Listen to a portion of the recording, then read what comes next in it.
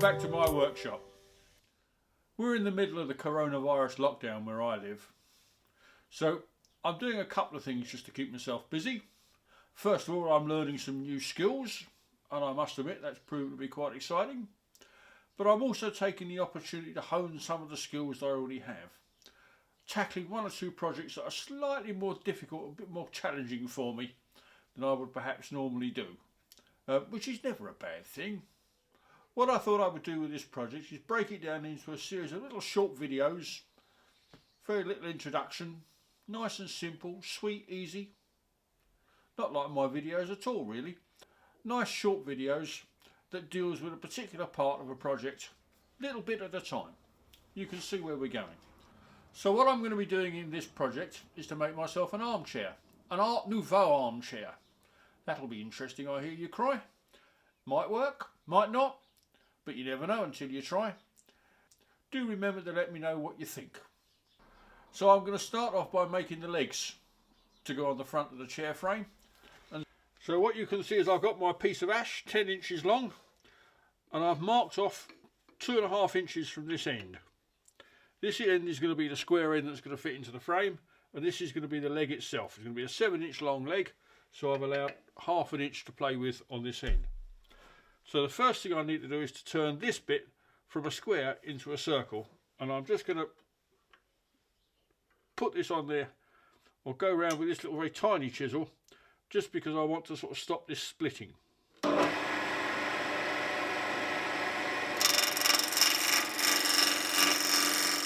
And as you can see, I've just run that round there, and that's stopped this splitting off, and I can now turn this normally.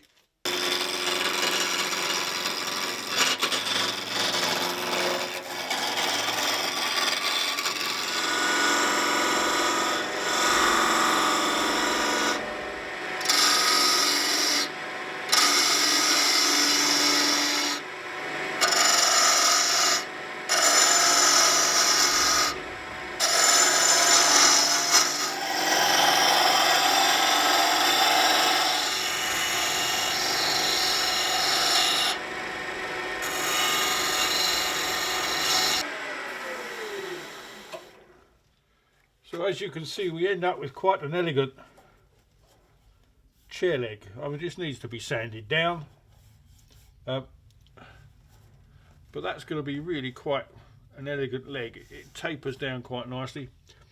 The Victorian style is lots of sort of baubles and things, which is not what we want. We're going for Art Nouveau, so we want sort of clean, slightly curved lines, but relatively clean. So I just need to sand that down and then make another one the same. So we now have a pair of front legs, and provided you never put them right next to each other like this, you'll never actually see there's ever so slight differences. But that's what you get when you make something by hand and not by a machine. But they're pretty damn close. That'll do for me. I've now cut myself a pair of back legs out of a solid ash. So now I need to mortise this, and I should do it the old fashioned way. Give out a bit in the middle.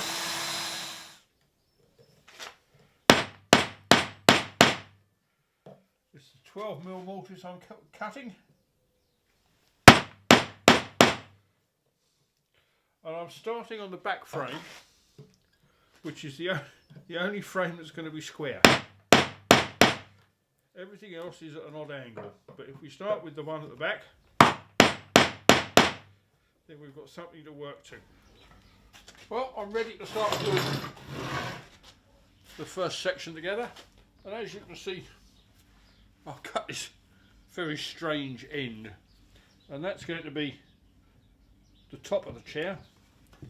As I see it, this is going to be the sort of the chair that hugs you, and you're going to have a lovely curve at the top it'll rest your head in.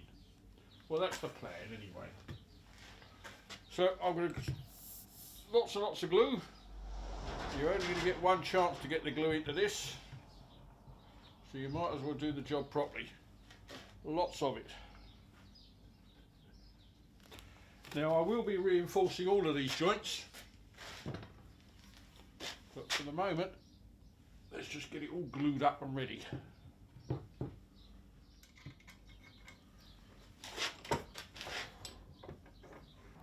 Now for the next bit of the frame, I've made life a little bit easier for myself, and if you ever find yourself in the same position, I suggest you do the same. And what I've done is I've done a full-size drawing on this bit of scrap wood. And I don't know if you can see it, but what I've actually drawn is half a chair. So I've drawn a centre line going up there. This is going to be the front, this is the back.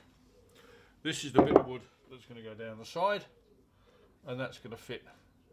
And as luck would have it, it lines up beautifully with my drawing, which is just as well, otherwise it would have shown what a rotten person I am at doing drawing.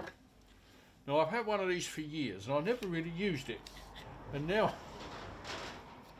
I never seem to stop using it. It's a sliding bevel, and you can use it to do angles when you can't use a set square, because obviously if I put this bit of wood here, you can see that's going to be the back of the chair, that's going to be the side, and the two don't meet at a 90-degree angle. As you can see, as you come back, the sort of chair will be coming back at an angle. So as you sit back into this chair, this is the chair that gets its arms around you and hugs you, makes you feel comfortable. And that's what you want in an armchair. You want to be comfortable. You want to feel loved. And that's what this chair is going to do. That all sounds very pretentious, doesn't it? But I know what I mean. Right, so now I've got the angles measured. What I can do now is cut the mortises.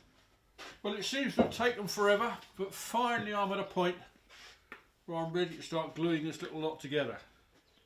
Now most of it is all pretty standard run-of-the-mill mortise and tenon joints, with the exception of the front legs, where I've ended up doing a very fancy joint. What I was keen to do was to make sure that I had as much wood surface available as possible, because I'm going to put loads and loads of glue into this, and obviously the more surface contact you can have, the stronger the joint becomes. So that was the point of it all. So I've ended up cutting, I suppose you would call it a haunched tenon, but that will then make that very, very strong, or at least it will be when it gets lots and lots of glue into it.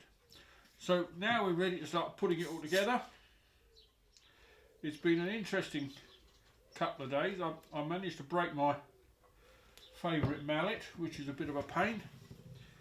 I then looked on the website to discover apparently it's an unbreakable mallet. So how did I manage to break it is the question I have to ask. But there you go. If you are the manufacturer of these unbreakable mallets from somewhere in America, they're not that unbreakable. In the meantime, I'm using this old mallet which was left to me by an old gentleman who I had great affection for, a lovely man by the name of Uncle Len.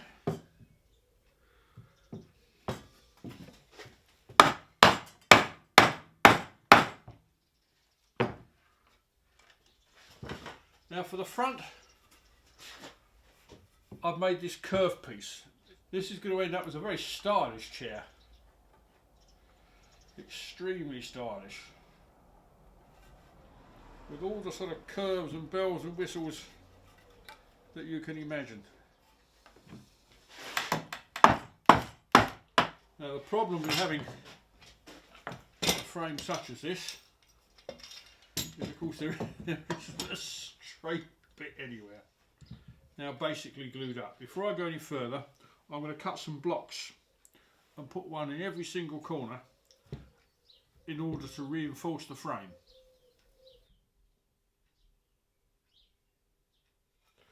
I've said it before and I'll say it again. You can't get too much glue into these places. If you get too much in, it squeezes out the side, well, you can wipe that off. But if you don't get enough in, you can't go back in and put some more in. So it's in your best interest to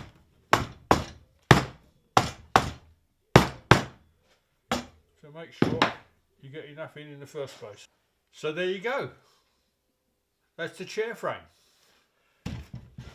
As you can see, it's fairly solid, with the exception of these two bits here. It's all made out of ash, so it's good English hardwood. So theoretically it'll last a long time. All the main joints have got these braces in. When this is dry, I should go around from underneath and start putting some screws in on all the sort of bits and pieces, but I shall wait for it to dry. But for all intents and purposes, that's the frame done. So the next couple of videos we'll start doing the upholstery. But at the moment, this is looking quite good. I'm quite pleased. So why don't you come back and see the next video and see how we get on. Nice to see a project through from start to finish, isn't it? While you're waiting for the next video, why not go and have a look at some of my other ones? You never know, you might enjoy those as well. And do remember to press the subscribe button, and then you'll get to find out what I'm doing next. Thanks for watching.